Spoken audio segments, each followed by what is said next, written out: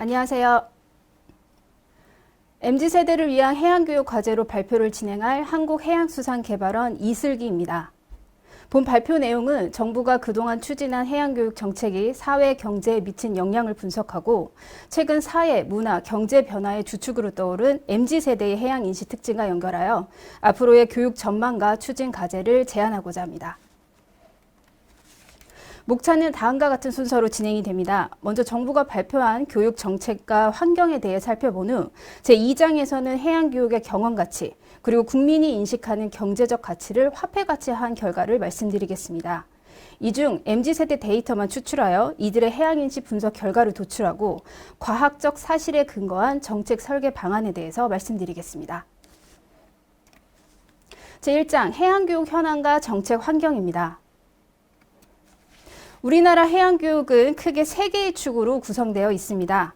해양 분야의 우수 인력 확보를 위한 청소년 학교 해양교육, 그리고 학교 해양교육의 한계를 극복하고 전 국민의 해양의식 제고를 위한 사회해양교육, 마지막으로 이러한 해양교육 사업들이 탄탄하게 운영될 수 있도록 제도와 인프라 기반 구축으로 구성되어 있습니다.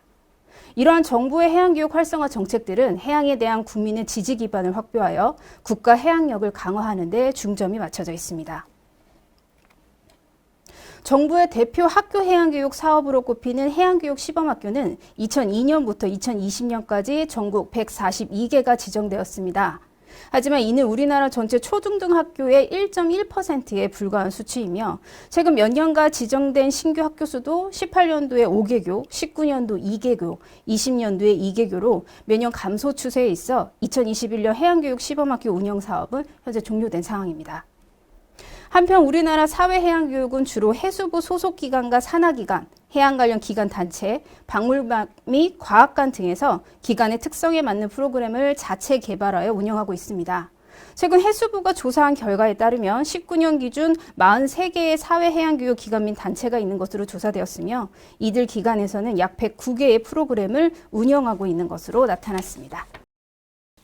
2000년대 들어 정부는 해양에 관한 국민 지지 기반을 확보하기 위해 해양교육 활성화 정책들을 잇따라 발표합니다.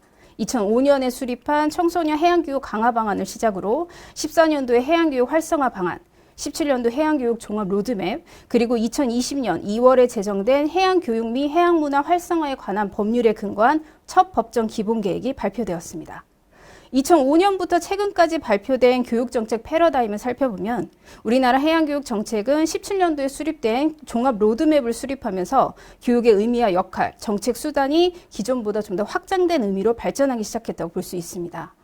이전까지 해양교육 사업이 양적 강화가 주요 목표였다면 17년도부터는 안전교육 강화, 해양문화시설 활용, 자유학기제 도입 등으로 종합적이고 융합적인 성격의 교육 역할이 증대되기 시작했습니다. 이에 교육의 목표를 새롭게 정립하고 기존에 단편적으로 실시하던 교육을 교육 과정과 실생활 속에서 체감할 수 있도록 변화되었다고 볼 수 있습니다. 또한 이때부터 교육 지원을 위한 법적 근거를 마련을 적극적으로 추진함으로써 그 결실이 관련법 제정으로 이어질 수 있었습니다. 하지만 성과와 한계도 있습니다. 먼저 대표적인 성과로는 해양교육 활성화를 위한 법률 시행과 기본계획 수립으로 단계적, 체계적 교육 추진이 가능해졌다는 점입니다. 또한 교육 인식조사 결과 국민의 80% 이상이 해양이 중요하다고 인식하고 있어 공감대 형성에는 어느 정도 기여한 것으로 보입니다. 하지만 한계도 분명합니다. 예산 투자 저조로 인한 성장 기반 취약, 콘텐츠와 프로그램의 다양성 미흡, 해양교육의 공교육화는 여전히 지지부진한 상태입니다.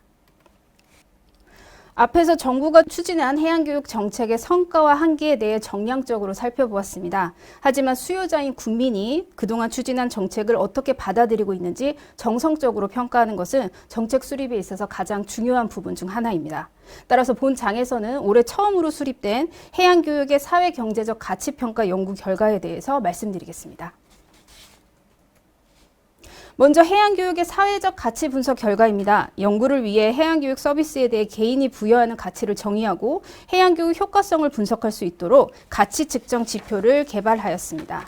이를 활용해서 해양교육 참여 집단 500명, 비참여 집단 500명 간 차이 분석을 통해 경험 가치를 분석했으며 분석 방법론으로는 교차 분석, 상관관계 분석, 로지스틱 회귀 분석, 승상비 분석 등을 실시하였습니다.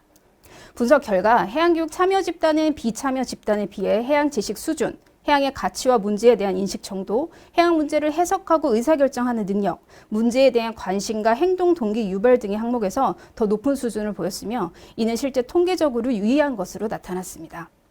이러한 결과는 해양 교육의 국민의 해양적 소양 증진과 인식 및 태도, 행동을 바꾸는 데 긍정적인 효과가 있다는 것을 의미합니다. 둘째, 변수를 내륙지역과 연안지역 거주자로 구분하여 분석한 결과 해양에 인접한 곳에 거주할수록 해양 지식과 해양 인식, 환경 감수성 등이 통계적으로 유의하게 높은 것으로 나타났습니다. 이러한 결과는 해양과 일상생활이 밀접하게 연결될수록 해양 인식이 높은 것을 의미하지만 한편으로는 해양 교육의 지리적 한계성을 극복하는 데에는 실패가 있는 것으로 분석할 수 있습니다. 셋째, 세대별 교육 참여 여부를 분석한 결과 자녀가 있는 30대 이상부터 50대까지가 교육 참여 경험이 가장 높은 것으로 나타났습니다. 반면 해양 교육을 한 번도 경험하지 못한 비율은 20대에서 압도적으로 높았습니다.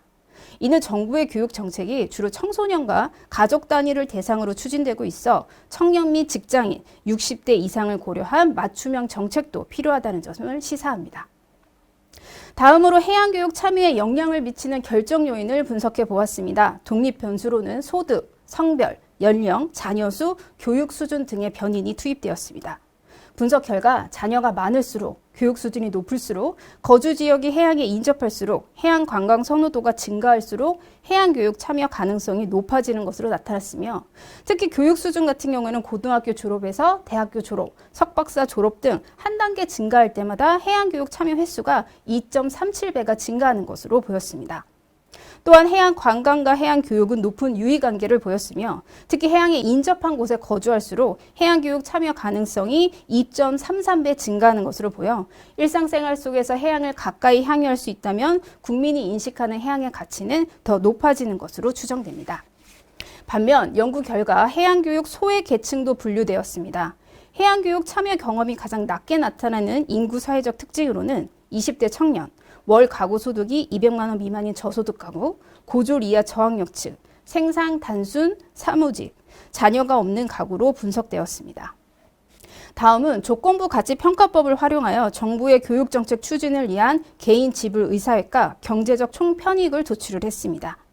해양교육에 대한 경제적 가치의 평균 WTP는 가구당 연간 1128원으로 추정됩니다. 이 결과에 모집단의 가구수를 곱해 우리나라 해양교육 정책의 경제적 총편익은 4,258억 원으로 추정할 수 있습니다. 이는 해수부가 발표한 해양교육 예산의 2,860억 원의 약 1.6배의 효과가 있는 것으로 분석됩니다. 하지만 타 교육 분야인 경제교육, 환경교육, 문화예술교육 등에 비해서는 국민이 인식하는 해양교육의 가치는 저평가되고 있는 것으로 보였습니다. 보통 국민이 특정 사업이나 정책에 높은 지불 의사를 보인다는 것은 해당 서비스가 제공하는 직간접적인 가치를 많은 사람이 인식하고 있다는 것을 의미합니다.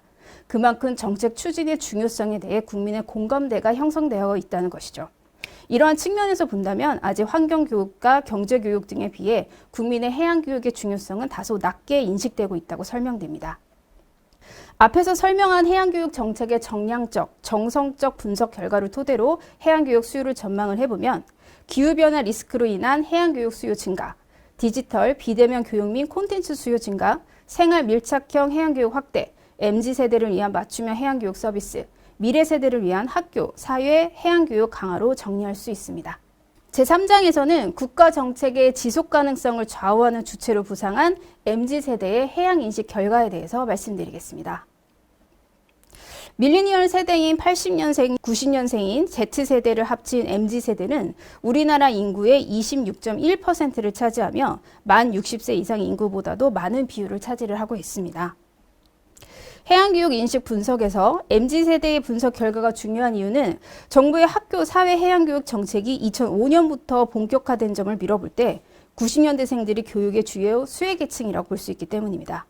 하지만 한국해양수산개발원에서 진행한 2030 해양수산 분야 인식도 조사 결과 이들은 해양수산에 대해 중요성은 인식하지만 관심이 없는 것으로 나타났습니다.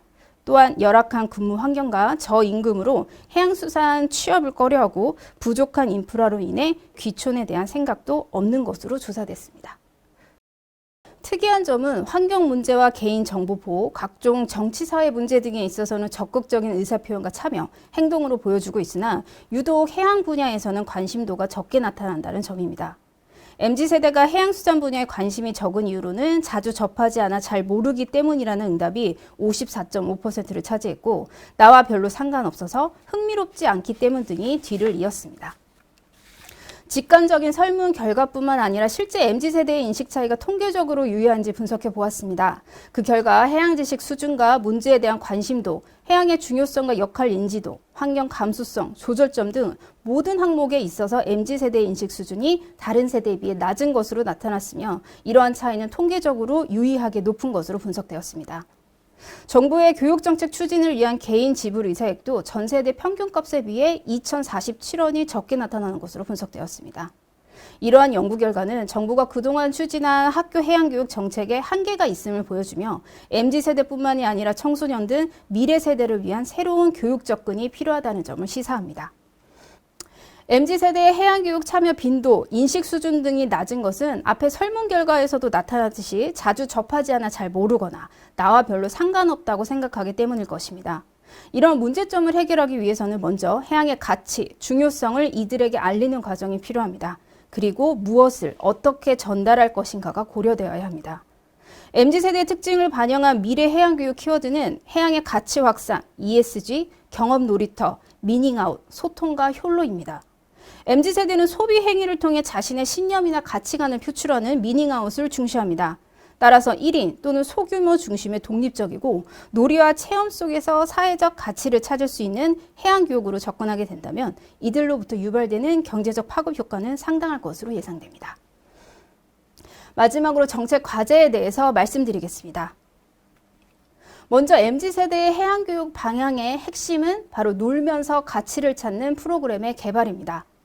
해양의 가치를 재인식하기 위해서 사회적 가치, 스마트 소비, ESG 관점에서의 교육을 접근할 필요가 있으며 학교에서 배운 해양교육을 사회해양교육에서 활용하기 위해 학교와 사회의 연계를 강화해야 됩니다. 또한 해양 스마트 기술과 서비스를 활용한 취업 창업 기회 확대도 무엇보다 필요합니다. 마지막으로 정책 제안 관련해서 말씀드리겠습니다. 제가 생각하는 향후 해양교육의 정책의 키워드는 가치와 포용, 연결입니다. 연구 결과 해양교육 정책이 국민의 해양적 소양 증진과 인식 및 행동 변화에 긍정적인 효과가 있다는 사실은 입증되었습니다. 그렇다면 국민의 교육 참여 기회는 곧 국가 해양력 향상으로 연결됩니다. 이러한 해양의 가치와 효과에 대해 국민에게 적극적으로 알리는 행동도 필요합니다. 이를 위해서는 효과적인 이행을 위한 조직체계 구축이 필수적입니다. 해양교육 문화법 시행으로 중앙 및 지역 해양교육센터 설립 근거가 마련되었지만 아직 센터의 역할과 주요 사업 등에 대한 가이드라인이 마련되지 못하고 있습니다. 따라서 지역의 다양한 콘텐츠를 어떻게 개발하고 지역 시설과 연계할 수 있을지, 그리고 이 중앙해양교육센터는 이들과 협력하여 해양교육의 일상성, 지역성, 지속성을 유지할 수 있을지에 대한 근본적인 논의가 필요해 보입니다. 둘째, 연구 결과 도출된 해양교육 소외 집단에 대한 포용 정책도 필요합니다. 정책 대안을 설계할 때에는 먼저 어떤 계층을 우선적인 정책 대상으로 고려할 것인지를 설정해야 됩니다. 현재 해양교육 경험 수준이 다른 집단에 비해 낮게 나타난 소외 계층을 우선적인 정책 대상으로 고려해야 됩니다.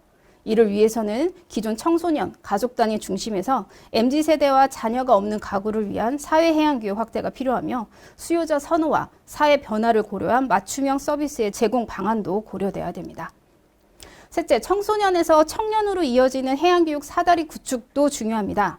학교, 사회, 해양교육 연계 방안으로 MZ세대뿐만이 아니라 미래세대까지 모두 연결할 수 있는 해양청년 포럼 개최, 그리고 지역의 한계성을 극복한 생활 밀착형 해양교육 확산으로 교육에 있어서는 적어도 소외 집단 없이 모두가 연결될 수 있도록 정책이 수립돼야 됩니다.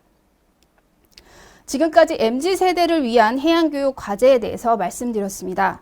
2022년부터는 21년에 수립된 해양교육 문화 활성화 기본계획에 맞춰서 다양한 사업들이 순차적으로 진행될 예정입니다. 중요한 것은 국민이 체감하는 성과로 창출될 수 있는가입니다. 이를 위해서는 국민과 끊임없이 소통하고 모니터링하는 과정이 필요합니다. 또한 이 과정에서 축적된 데이터는 정부의 향후 해양교육 사업, 정책의 효과성 평가 자료로도 활용될 수 있습니다. 그럼 이상으로 발표를 마무리하겠습니다. 경청해 주셔서 감사합니다.